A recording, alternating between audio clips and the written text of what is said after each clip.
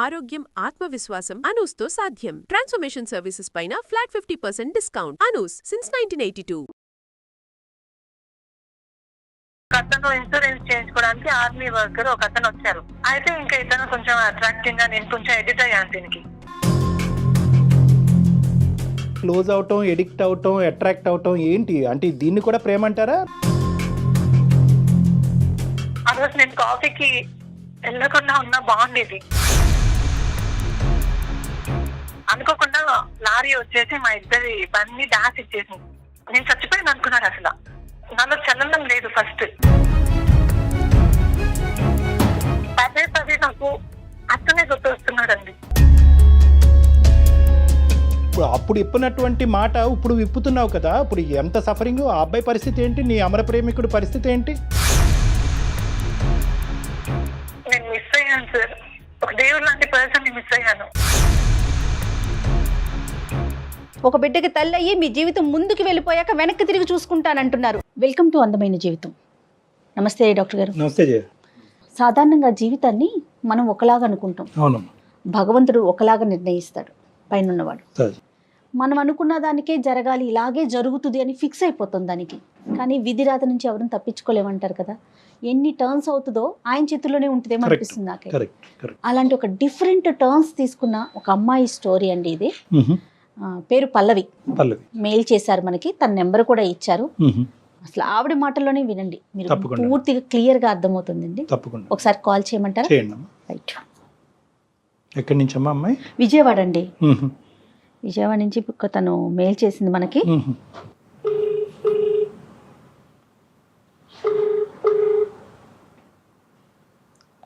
Hello. Hello పల్లవి గారండి?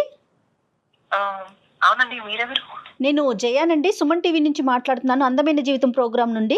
నాతో పాటు డాక్టర్ కళ్యాణ్ చక్రవర్తి గారు కూడా ఉన్నారు. నమస్తే మ్యామ్. నమస్తే అండి. మీరు మాకు మెయిల్ పెట్టారు.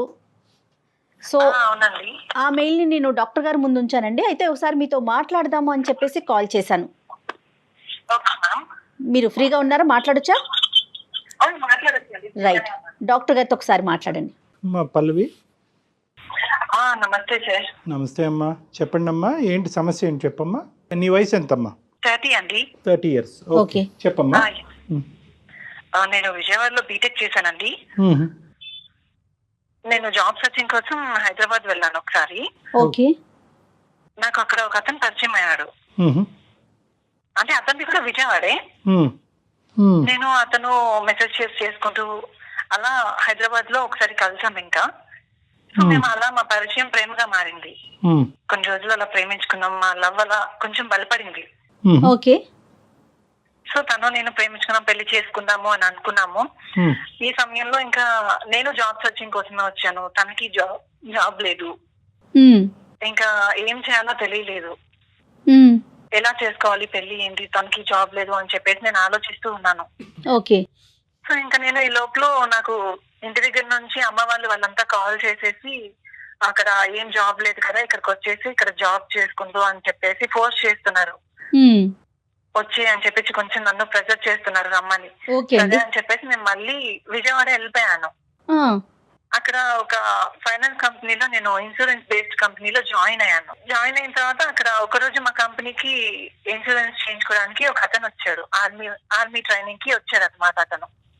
ఒక్క నిమిషం అమ్మా పల్లవి, ఫస్ట్ నీ మొదటి ప్రేమ గురించి చెప్పమ్మా. ఎంతకాలం ప్రేమించుకున్నారు? 4 years అయింది సార్. 4 years అయింది. 4 years పాటు ప్రేమించుకున్నారు. ప్రేమించుకున్నారు. Very good. తర్వాత మరి విజయవాడ వచ్చి ఎంతకాలం అయింది? ఆయన అంటే సార్ అక్కడే ఉండేది విజయవాడ. మేము మెసేజెస్ చేసుకున్నాము. మాకు ఒక ఆన్లైన్ లో పరిచయం అన్నమాట. ఓకే. అయితే ఇంకా మేము అక్కడ అలా పరిచయం అయ్యి ఇంకా హైదరాబాద్ కి తను కూడా ఉన్నాడని చెప్పేస్తే నేను అక్కడ జాబ్ సర్చింగ్ కి వెళ్ళాను. ఓకే. ఓకే. వెళ్ళి ఇంకా అక్కడే పరిచయం అయ్యాము. ఇంకా అక్కడే కలిసి చాలా ప్లేసెస్ తిరిగాము. ఓకే. సో బేసికలీ ఏంటంటేనమ్మా, మీకు అంతకు ముందే ఆన్లైన్ పరిచయం అన్నది ఉంది. ఆ పరిచయం కాస్త డైరెక్ట్ గా కలవటం అన్నది హైదరాబాద్ జాబ్ సర్చ్ గురించి వచ్చినప్పుడు ఇద్దరికి డైరెక్ట్ గా కలిగి జరిగింది. డైరెక్ట్ గా మీట్ అయ్యి మేము చాలా అక్కడ మా బాండింగ్ ఇంకా పెరిగింది సార్. రైట్ అమ్మా, ఇప్పుడు బాగా అర్థమైంది. నీ తల్లిదండ్రులకి ఈ విషయం తెలియదు? ఇంట్లో తెలియదు సార్. ఇంకా నేను చెప్పలేదు. ఒకవేళ చెప్పినా కానీ జాబ్ లేదు, ఏం లేదు, ఇద్దరికి లేదు, ఎలా అని చెప్పేసి ఆలోచిస్తున్నాను నేను. నెక్స్ట్ విజయవాడ వచ్చిన తర్వాత ఇక్కడ ఫైనాన్స్ కంపెనీలో జాయిన్ అయ్యాను కదా. ఓకే. ఇక్కడ ఒక అతను ఇన్సూరెన్స్ చేయించుకోవడానికి ఆర్మీ వర్కర్ ఒక అతను వచ్చారు ఇక్కడ. అయితే తను చూసాను, తను నాతో బాగా మాట్లాడుతున్నాడు, తను మాట్లాడే విధానం చాలా ఫ్రెండ్లీగా మాట్లాడుతున్నాడు అని చెప్పేసి నేను కూడా కొంచెం క్లోజ్ అయ్యాను. అప్పటికి నేను ఈ హైదరాబాద్ అతనితో లవ్ లోనే ఉన్నాను. అయితే ఇంకా ఇతను కొంచెం అట్రాక్టింగ్ గా, నేను కొంచెం ఎడిట్ అయ్యాను దీనికి. ఏంటన్నా కాదు ఇవన్నీ ఏంటి? క్లోజ్ అవటం, ఎడిక్ట్ అవటం, అట్రాక్ట్ అవటం ఏంటి? అంటే దీన్ని కూడా ప్రేమ అంటారా? మరి 4 సంవత్సరాలు బట్టి నడిచింది ప్రేమే, ఇది కూడా ప్రేమ అంటారా? ఇది అట్రాక్షన్? ఇది లవ్ కాదు సార్, జస్ట్ నేను ఫ్రెండ్లీగా మూవ్ అయ్యాను అంతే. ఫ్రెండ్లీగా మూవ్ అయ్యా, ఓకే. జస్ట్ ఫ్రెండ్, మా మధ్య ఇంకెటువంటి ఇవి లేవు, రైట్, ఓకే. అనుకున్నాం. ఓకే, యాజ్ యూ సే మీ ఇద్దరు ఫ్రెండ్స్ అంతే, ఒక 2 నెలల పాటు పరిచయమైన ఒక ఫ్రెండ్షిప్. ఫ్రెండ్స్. ఇంకా ఈ లోపల ఇతను కాఫీ తాగుదాము అని చెప్పేసి బయటకు వెళ్దాం అలా సరదాగా అంటే నేను వచ్చాను. తన బండికి ఆఫీస్ లో లీవ్ అడిగేసి నేను వచ్చాను అనమాట. కాదమ్మా పల్లవి, మరి ఇవన్నీ కూడా హైదరాబాద్ లో ఉన్న నీ 4 years పాటు లవర్ కి తెలుసా? అబ్బాయికి తెలుసా? లేదు సార్, అతనికి ఇంకా నేను చెప్పలేదు సార్ ఈ విషయం. అప్పటికి చెప్పలేదు. ఎందుకు చెప్పలేదు? 4 సంవత్సరాల పాటు ప్రతి అంశం డిస్కస్ చేసుకునే మీరు నాకు వేరే ఫ్రెండ్ దొరికాడు అని చెప్పే మాట అతను అపార్థం చేసుకుంటాడు అని చెప్పలేదా? ఒక అబ్బాయితో ఇంకొక అబ్బాయితో నేను మాట్లాడుతున్నాను అంటే ఎవరైనా లవర్ అపార్థం చేసుకుంటారు కదండి. మరి ఇటువైపు ఇష్యూ వస్తుందేమో, ప్రాబ్లం ఫేస్ చేస్తానేమో అని అనుకోలేదంటారా పల్లవి మీరు? లేదు మ్యామ్, అలాంటిది అయితే మేము అనుకోలేదు. జస్ట్ ఫ్రెండ్ అంటే ఫ్రెండ్, ఇంకంతే అనుకున్నాను నేను. సరేనమ్మా, మొత్తానికైతే దాచిపెట్టారు. రైట్, దాచిపెట్టారు, దానికి కారణం నేను అతని దగ్గర దాచిపెట్టాను. Right right, okay okay.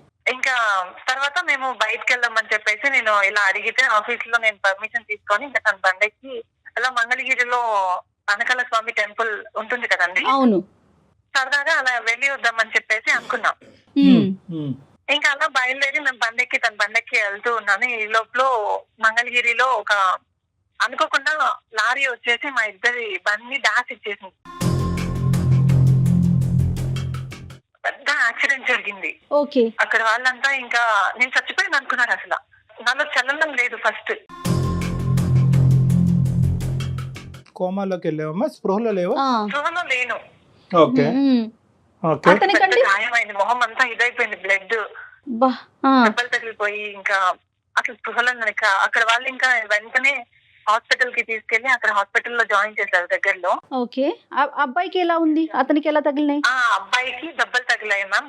అతను నార్మల్ గానే ఉన్నారు దెబ్బలు తగిలి. నేను మాత్రం స్పృహలో లేను అసలు. వెంటనే మా ఫ్యామిలీ, వాళ్ళ ఫ్యామిలీ, ఇద్దరు ఫ్యామిలీస్ హాస్పిటల్ కి వచ్చేసారు. అతనికి బాగా వార్నింగ్ ఇచ్చేసారు, మా అమ్మాయిని ఎందుకు తీసుకొచ్చావు, ఈ స్థితికి ఎందుకు తీసుకొచ్చావు, చంపేద్దాం అనుకున్నావా, ఏమనుకున్నావు అని చెప్పేసి ఇతనికి వార్నింగ్ ఇచ్చారు బాగా. మా అక్క అటెంప్ట్ మర్డర్ కేసు పెడతాను అని చెప్పేసి ఇతనికి ఫుల్ గా వార్నింగ్ ఇచ్చింది. ఇతనేమో లేదండి మేమిద్దరం 2 months గా పరిచయం అయ్యాము, మేము ఫ్రెండ్స్ అండి, కాఫీ తాగుదామని మేము బయటకు వచ్చాము అని చెప్పేసి తిని చెప్తూ ఉన్నాడు. అంటే తనని మాయ చేసావా నువ్వు, ఏమనుకుంటున్నావు, నా చెల్లి ఎవరితో తిరగదు, తను ఎప్పుడు ఒకరితో తిరగడం నేను చూడలేదు అని చెప్పేసి మా అక్క కేసు పెడతాను అని చెప్పేసి తనని బెదిరించేశాడు. Okay okay. తర్వాత ఏం జరిగిందండి? ఇంకా తర్వాత ఇతను కావాలంటే నేను మీ చెల్లిని పెళ్లి చేసుకుంటానండి అని చెప్పేసి తినన్నాడు. పెళ్లి చేసుకుంటాను అంటే ఇంకా పెళ్లి చేసుకునేది ఏంటి, అసలు అది బతుకుతుందో చస్తుందో కూడా తెలీదు, నువ్వు ఎలా పెళ్లి చేసుకుంటా అన్నావు, అసలు ఈ స్థితికి ఎందుకు తీసుకొచ్చావు నువ్వు, నీ మీద కేసు పెడతానని మళ్ళీ అన్నాడు. ఇంకా అనేసరికి తను భయపడిపోయాడు. తన గవర్నమెంట్ జాబ్ కదండి, ఆర్మీ వర్కర్స్, ఇంకా అందుకని చెప్పి దానికి భయం వేసేసింది తనకి. మా పేరెంట్స్ వీళ్ళంతా వాళ్ళతో మాట్లాడి పెళ్లికి ఒప్పించారు ఇంకా ఎలాగో తనని. తన వల్లే జరిగింది అని చెప్పేసి తను జాలితో ఇంకా పెళ్లి చేసుకుంటాను, తన జాబ్ ఎక్కడ పోతుంది అని పెళ్లికి ఒప్పుకున్నాడు. కాదమ్మా, పల్లవి ఒక్క నిమిషం అమ్మా, ఇక్కడ కొద్దిగా మనకు క్లారిటీ కావాలి. చెప్పండి సార్. నీకు పూర్తి స్థాయిలో తెలివి వచ్చిన తర్వాత ఈ డిస్కషన్స్ నీ కళ్ళెదురుగుంటా జరిగినాయా, లేదంటే నువ్వు ఇంకా కోలుకోక ముందే ఈ డిస్కషన్లు జరిగి వాళ్ళు ఒక కన్ఫర్మేషన్కి వచ్చేసారా? అంటే నేను ఇంకా స్పృహలోకి రాలేదు సార్. రాకపోతే ఇంకా తర్వాత నేను స్పృహలోకి వచ్చిన తర్వాత నాకు ఈ మ్యారేజ్ ఇవన్నీ తెలిసింది. వచ్చి అక్క వాళ్ళు ఇలా నాకు చెప్పారు ఈ విషయం, ఇట్లా పెళ్లి గురించి మాట్లాడాము, ఇట్లా పెళ్లి చేసుకోవాలి నువ్వు అతన్ని అని చెప్పేసి నాకు ఈ విషయం అంతా వాళ్ళు చెప్పారు. ఓకే, అప్పుడు నీ రియాక్షన్? నన్ను అడగకుండా ఈ డెసిషన్స్ తీసేసుకున్నారు వాళ్ళే. ఓకే, మీ రియాక్షన్ ఏంటి? నేను ఇంకా టెన్షన్, నేను లవ్ చేసిన అతను ఉన్నాడు హైదరాబాద్ లో, అతనికి తెలిస్తే ఏంటి ప్రాబ్లం, అసలు తను వచ్చేస్తాడు ఇంటికి వచ్చేస్తాడు అనే టెన్షన్ తో ఫీల్ అవుతున్నాను నేను. టెన్షన్ పడ్డారా, భయపడ్డారా? అతన్ని మిస్ అవుతున్నానన్న ఆలోచన అనిపించలేదా పల్లవి మీకు? అనిపించింది మ్యామ్. అంటే ఇంకా ఆ సమయంలో నాకు ఏం చేయాలో అర్థం కాలేదు. నాలో నేనే బాధపడుతూ ఉన్నాను.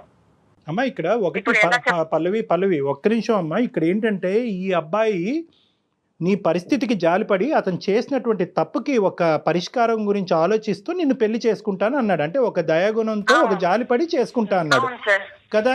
సో నీ దయాదాక్షిణ్యాలు నాకు అక్కర్లేదు, నన్ను ప్రేమించిన వాడు ఒక 4 సంవత్సరాలు బట్టి నా గురించి వెయిట్ చేస్తున్నాడు, వాడు లేకుండా నేను బతకలేను, నేను లేకుండా అతను ఉండలేడు అనే ఒక మాట చెప్పడానికి నీకెందుకు ధైర్యం సరిపోలేదు అన్నది నా ప్రశ్న. అంటే సార్ నేను ఇంకా చెప్పలేదు సార్, ఇంట్లో కూడా ఈ విషయం నేను చెప్పలేదు. అసలు నన్ను అడగకుండా వీళ్ళు అంతా ఒక 14 days లో మ్యారేజ్ అని చెప్పేసి అరేంజ్ చేసేసుకున్నారు. 14 days లో పెళ్లి ఇదంతా అరేంజ్ చేసేసారు. నన్ను నా డెసిషన్ తీసుకోలేదు, నీకు ఇష్టమా లేదా అని కూడా రెడీ చేసేసారు. ఒక్క నిమిషం, మీ పేరెంట్స్ ఎందుకమ్మా కాంప్రమైజ్ అయ్యారు? ఏమైనా డ్యామేజ్ అయిందా నీకు? ఫేషియల్ డ్యామేజ్ కానీ బాడీలో ఏమైనా డ్యామేజ్ అయిందా? కాబట్టి నీకు ముందు పెళ్లి అవుదేమో అనే భయంతో ఈ అబ్బాయి ముందుకు వచ్చేటప్పటికి చేయాలి. నాకు పెళ్లి అంటే నా మొహం అంతా పచ్చడి అయిపోయింది. నేను మిర్రర్ లో చూసుకుని అసలు అసహ్యం అవుతుంది సార్. అంతా ఇదిగా ఉంది నా పేరు. రైట్, ఇప్పుడు క్లారిటీ వచ్చిందమ్మా. ఓకే, ఇంకా మొత్తం ఫేస్ అంతా ఇది అయిపోయి నన్ను నేను చూసుకోలేకపోయాను మిర్రర్ లో. ఆల్రెడీ వేరే అబ్బాయితో బైక్ మీద వెళ్ళి ప్రాణాల మీద తీసుకొచ్చుకున్నావు. ఇప్పుడు ఏమో వచ్చి మీరు చెప్పిన దాన్ని బట్టి కొంతవరకు అందవికారంగా మారారు. సో ఇన్ని షాకులు తిన్న పేరెంట్స్ కి నాకు ఇంకో ప్రేమికుడు హైదరాబాద్ లో నా గురించి వెయిట్ చేస్తున్నాడు అని చెప్పడానికి భయపడ్డారా, సంకోచించారా? భయం వేసింది సార్. వాళ్ళకి చెప్పాలి అంటే నాకు ధైర్యం చాలలేదు. రైట్, చాలా కష్టం. ఓకే, కాల్ చేసి నేను చెప్పాను, ఇలా మా వాళ్ళు పెళ్లి సంబంధాలు చూస్తున్నారు, నాకు వేరే పెళ్లి కుదిరింది, నేను చేసుకుంటున్నాను అని చెప్పేసి తనకి చెప్పాను. తనకి ఏం మాట్లాడకుండా బాధతో ఇంకా అంతే నించొని ఉండిపోయాడు. అదే కదమ్మా, అదే పల్లవి ప్రేమించేటప్పుడు కొంతమంది అమ్మాయిలు అనొచ్చు, అబ్బాయిలు అనొచ్చు, ఇక్కడ ఏంటంటే తల్లిదండ్రులకి చెప్పడానికి ధైర్యం సరిపోదు కానీ 4 సంవత్సరాల పాటు ప్రేమించినటువంటి ప్రేమికుడు మనసు ఇరగ్గొట్టడానికి మాత్రం చెప్పడానికి ధైర్యం సరిపోద్దమ్మా. అసలు ఎక్కడ ఈ ఇంబ్యాలెన్స్? అంటే 4 years పాటు వాడిని లవ్ చేశారు, వాడు పిచ్చోడు లెక్క మిమ్మల్ని విజయవాడలో ఉద్యోగం చేసుకోవడానికి పంపించారు. మీరేమొచ్చి వేరే వ్యక్తి బైక్ ఎక్కి అటు ఇటు తిరగటానికి వెళ్ళి యాక్సిడెంట్ అయ్యి అతను ఒక దయాదాక్షిణ్యాలు ఇది కలిగినటువంటి వ్యక్తిలాగా నిన్ను పెళ్లి చేసుకుంటాను అని అనగానే నువ్వు తలూపావు, మీ తల్లిదండ్రులు కూడా తలూపారు. మరి అక్కడ అతను బక్రా అయిపోయాడు కదమ్మా. కాదు పల్లవి, మీరున్న సిచ్యువేషన్ కంటే మీ ఫేస్ ని కానీ మిమ్మల్ని కానీ చూసి ఈ హైదరాబాద్ అబ్బాయి మళ్ళీ యాక్సెప్ట్ చేయడు అనే ఆలోచన ఏమన్నా వచ్చిందా మీకు? అట్లా ఏమన్నా అనుకున్నారా? కదా నేను ఇలాగ అయ్యాను, నా పరిస్థితి అంత పెద్ద ఇది జరిగిన తర్వాత ఇంకా తను నా ఫేస్ ఇలా అయిపోయింది, తను చేసుకుంటాడో లేదో నన్ను నేను కొంచెం వెనకడిగేసాను చెప్పడానికి. మళ్ళీ ఇతనితో తిరిగింది చెప్పలేదు. ప్రేమ వేరు, అందం వేరు అమ్మా. Physical attraction is different from love. నేను ఇలా మారాను, మన ప్రేమ గొప్పదైతే కనుక నన్ను ముందుకొచ్చి పెళ్లి చేసుకో అంటే కనుక ఖచ్చితంగా ప్రేమించినటువంటి అబ్బాయి ముందుకొచ్చి మీ ఇద్దరి మధ్యన ప్రేమ ఒక నిజమైనటువంటి ప్రేమ అయితే కనుక, బలమైనటువంటి ప్రేమ అయితే కనుక అందానికి దానికి సంబంధం లేదని చెప్పి ముందుకొచ్చి చేసుకుని ఉండేవాడు. You have come to A wrong assumption. Either accident వల్ల నువ్వు మెంటల్గా ఇంబ్యాలెన్స్ అయ్యావా, లేదంటే పేరెంట్స్ యొక్క ఇన్ఫ్లుయెన్స్ ప్రెషర్ వల్ల ఇంబ్యాలెన్స్ అయ్యావా, లేదంటే ఈ అందగాడు వల్ల ఇన్ఫ్లుయెన్స్ అయ్యావా? ఫస్ట్ నేను యాక్సిడెంట్ అయింది, దాని వల్ల నేను కొంచెం చెప్పలేకపోయాను తనకి నా ఫేస్ ఇది అయిపోయింది అని చెప్పేసి. అది ఇంకా పేరెంట్స్ కి నేను ఇతనితో లవ్ లో ఉన్నాను అని చెప్పడానికి నాకు ధైర్యం చాలలేదు ఆ క్షణం. ఇంకా నెక్స్ట్ మొత్తం నేను పెళ్లి 14 రోజుల్లో అనుకున్నారు, ముహూర్తం దగ్గర పడింది, పెళ్లి సమయం. ఇంకా పెళ్లి టయానికి కరెక్ట్ ఇంకొన్ని నేను పెళ్లి చేసుకోబోతాను అనగా నా ఫోన్ కి 150 మెసేజ్లు చేశాడు. అంటే మేము ఇద్దరం కలిసి ఎలా తిరిగాము, ఏంటి, ఎలా స్పెండ్ చేసాము, అవన్నీ నాకు గుర్తు చేస్తూ ఉన్నాడు బాధతో. నేను ఆ రోజు తింటూ కాఫీకి వెళ్ళి నేను అసలు ఆ విషయం చెప్పకుండా తప్పు చేశాను సరే తనకి. మా అక్క వాళ్ళ పిల్లలు వాళ్ళ దగ్గర ఉంది అనమాట ఫోన్. ఓకే, ఇంకా అవన్నీ మా పేరెంట్స్ మా అక్క వాళ్ళంతా ఫోన్ తీసుకొని ఆ మెసేజెస్ అన్ని చదివారు. చదివి నన్ను వెంటనే రూమ్ లోకి తీసుకెళ్లిపోయి నాకు ఫుల్ గా వార్నింగ్ ఇచ్చారు, ఏంటి మెసేజ్లు ఏంటి. అప్పుడు తెలిసింది వాళ్ళకి నా లవ్ గురించి. అతని మెసేజ్లు చూసి ఇట్లా ఏంటి మెసేజ్లు పిచ్చి పిచ్చి వేషాలు చేస్తున్నావా, మరి అతను ఈ మెసేజ్లు అన్ని డిలీట్ చేసేసి ఇతను మ్యారేజ్ చేసుకోవాలని చెప్పేసి నన్ను వాళ్ళకి ఇంకో దారి లేదుగా. వీళ్ళంతా ఇంకా తిట్టేసి అతని నంబరు బ్లాక్ చేసేసి మెసేజెస్ డిలీట్ చేస్తే అంటే నంబర్స్ డిలీట్ చేసేసాను. దీనికి నేను సారీ అని చెప్పేసి మెసేజ్ ఇచ్చేసి నేను ఇంకా పెళ్లి చేసేసుకున్నాను ఇతన్ని. తప్పలేదు ఆ పరిస్థితిలో.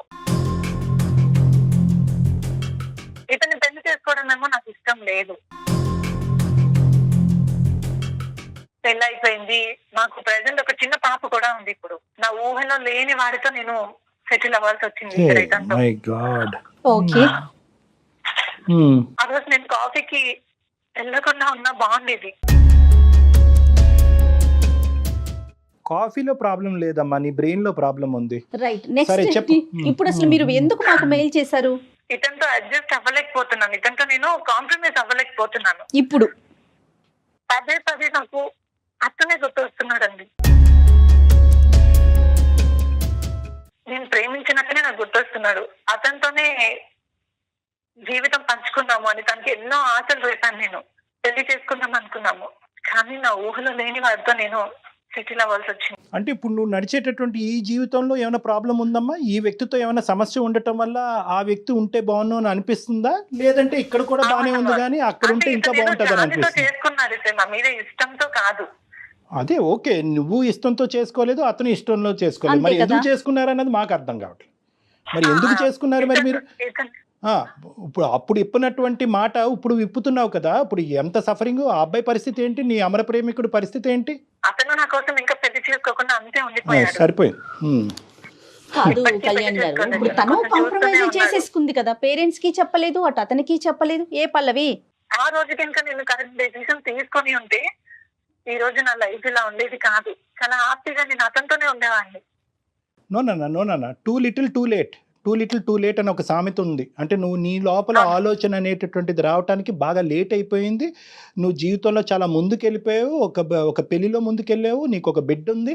సో ఇప్పుడు రెట్రోస్పెక్టివ్గా గిల్ట్ ఫ్యాక్టర్ని తెచ్చుకుని నా జీవితం అతనితో ఉంటే, ఇక్కడ నీ మాటల్లో ఏంటంటే నా జీవితం అతనితో ఉంటే బాగుండు అనే మాట వస్తుంది, కానీ ఆ ప్రేమికుడి యొక్క జీవితం ఎలా ఉంది అనే మాట ఇక్కడ రావట్లే.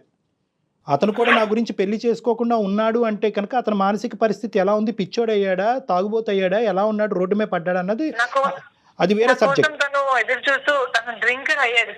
అయిపోయాడు. Okay, right. నా వల్ల తన లైఫ్ అంతా ఇదైపోయింది. అందరు లైఫ్ అయిపోయింది. మీ హస్బెండ్ హ్యాపీ అమ్మా? పల్లవి మీ ఆయన నీతో హ్యాపీయేనా?